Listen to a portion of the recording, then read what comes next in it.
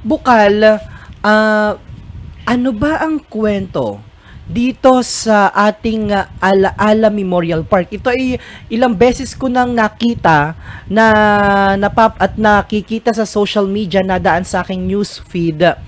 At hanggang ngayon, wala pang nilalabas na pahayag kasi itong management ng Alaala Memorial Park. Okay, bigyan natin ng konteksto. Ang Alaala Memorial Park po ay isang privado po, makukonsider na private cemetery po ito. Bagamat private cemetery po ito po ay ginagamit ng publiko. Okay, so ito po'y matatagpuan doon sa may bahagi ng malapit po, kung alam niyo po yung seminary ng Santa Clara, ay yan po yung nasa baba, malapit doon sa may Saint Clair. Tama po, ano, Bukal? Yan ay yung katapat ng monasteryo ng Santa Ayun. Clara. And ito po, ang sakop na nito, Bukal, ay ang bayan ng Mugpog. Partly, merong sakop ang bayan ng Mugpog at merong sakop din ang bayan ng Buak, DJ Myong. Okay. So, kasi may mga usapin at nakita ko na rin na naglabas ng pahayag sa pamamagitan ng isang news magazine ang kasalukuyang alkalde ng bayan po ng Mugpog. Pero kung sinasabi ninyo na mayroon ding kaugnayan at partly ay nandyan din ang bayan ng Buwak dahil nasa pag-itanan po ito marahil, ay tingnan natin mamaya yung iba pang mga usapin tungkol dito. Pero dako muna tayo, bigyan nyo naman ng konteksto itong ating mga kababayan. Maraming salamat DJ Myong sa pagkakataong ipinagkaloob sa akin at sa inyong imbitasyon na makapanayam tayo upang makapagbigay ng konting paliwanag at liwanag sa bagay na ito. Matagal na itong problema ng maraming pamilya na may mga nakahimlay sa Alaala Park. Ilang taon na ito. Ako ay konsehal pa noon at marami ng mga reklamo na dumarating.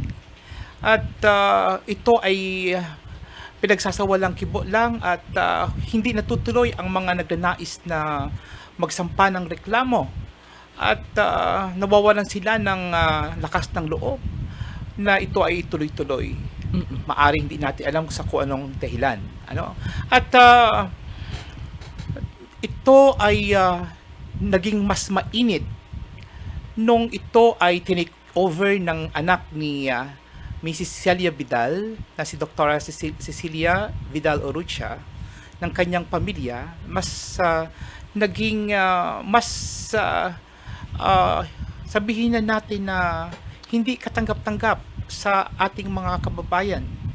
Lalo't higit doon sa may mga nakahimlay sa Alaala Park, sa kanilang mga polisiya at paniningil, mga kung ano-ano ang kanilang mga ginagawa na pagbabago na walang konsultasyon, walang paliwanag, walang malang padala na kalatas na kahit ano sa ating mga concerned families.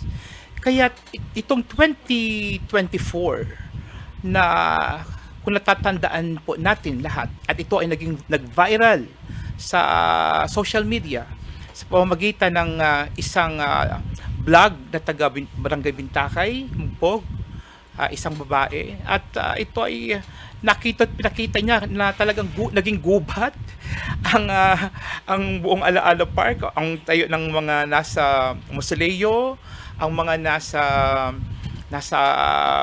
itong mga nakalibing sa loan type, at itong mga nasa apartment type, at ito ay naging gubat at ang daming marka ng itim, ang daming cross ng pula, itim, tanggal ang mga lapida, at ang daming mga bagay na para itong nangyari na authoritative, parang kang nasa isang komunista na ito ang gusto namin, ito ang sundin ninyo. Yan ang nangyari ng DJ Myong.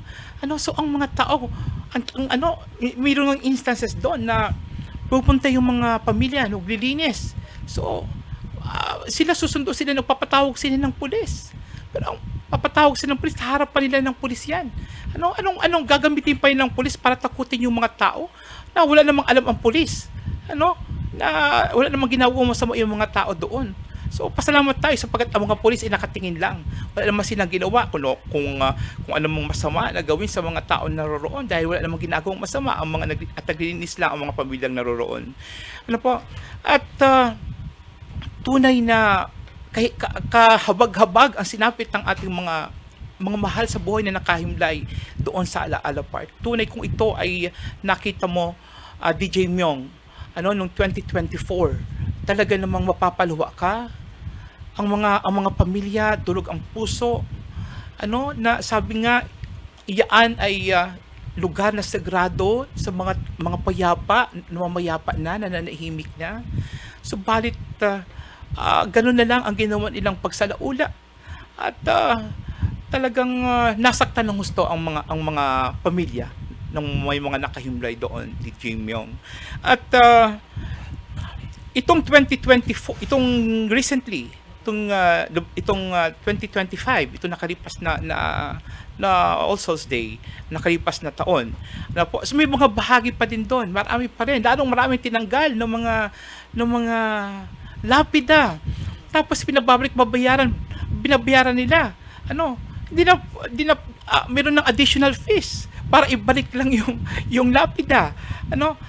Ang dami ng DJ Myong, samot-sari na yung kanilang mga pulisiya, mga kung ano yung kanilang gusto na nais na i-impose sa lahat sa mga family, mga owners ng loan type, ng mausoleo at ng mga apartment type, na hindi ito talaga katanggap-tanggap at hindi talaga makatao. Then ito pong dumating tayo nung November 14, 2025. Hindi na ito matiis ng inyong lingkod. Kasi November 14, 2025. At nandun din nakahimlay ang aking ina na isa rin sa sinalaula. Bilagyan ng malaking mark ng pula. Tiles ng ang nicho ng aking ina at ang lapida ay minarkahan din ng pula. At lahat halos ng mga naroroon ay ganun ang ginawa. Hindi na tayo nakapagpigil. At sabi natin, it's about time, kailangan may tumindig na dito, kailangan may manindigan na dito, kailangan na itong i-expose, kailangan ng putulin itong kasamaang ito. Sabi, kung walang magsisimula nito, marami nagsimula nun pero walang nagtagumpay. Paniretract lang nila yung kanilang mga reklamo. At November 14, 2025, tayo po ay tumindig at nag-render tayo ng ating pribilehiyong pananalita sa sangguniang panlalawigan sa plenaryo. At ating kulendina ang management ng Alaala Memorial Park. Doon ito nagsimula, DJ Myong. At pagkatapos nun, ito ay nirefer sa komite. 3 komite ito nirefer. Una, para sa kabatiran ng ating mga minamahal na tagapagsabay mga kababayan. Ito ay nirefer sa Committee on Land Use, Zoning, Real Property Assessment, and Urban Planning and Development Committee. Kasama na ito ay sini-chair ng ating magaling na vokal Jojo Leva, at sa Komite ng Environmental Protection and Human Ecology na ang inyong pong abang lingkod, ang tagapangulo ng lupo na ito, at gayon din sa Komite ng Committee on Human Rights and Social Justice sa pamumuno naman ni Bukal Makoy Hinang. At ito ay nagkaroon agad ng aksyon sa sangguniang panlalawigan. Tinalaka ito sa pamamagitan ng 3 joint committee.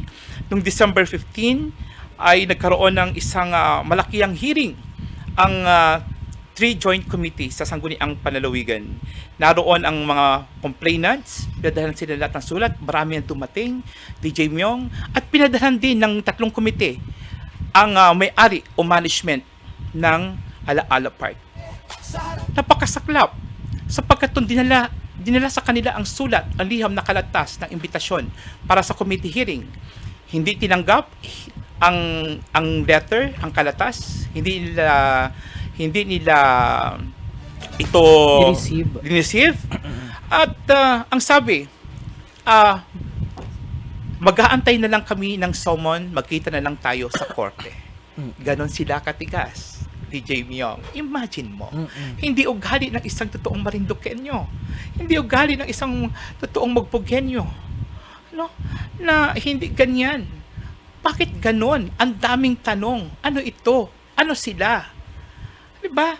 Kaya nung pagkatapos ng committee hearing, DJ Myong, ay December 17 sa plenaryo ng Sangguniang Panlalawigan ay nagkaroon ng kasunduan na dalhin sa DSUD. Sa DSUD ang usaping ito sapagkat nakita na sila yung authority, government authority na nakakasaklaw sa mga ganitong klase ng usapin. Yan. At noong January 29, ito taong kasalukuyan 2026, nagpunta ang 3 joint committee. Lahat ng mga bukal ng lalawigan ng Marinduque, kasama rin ang ating masipag na vice gobernador, Governor June Bacoro.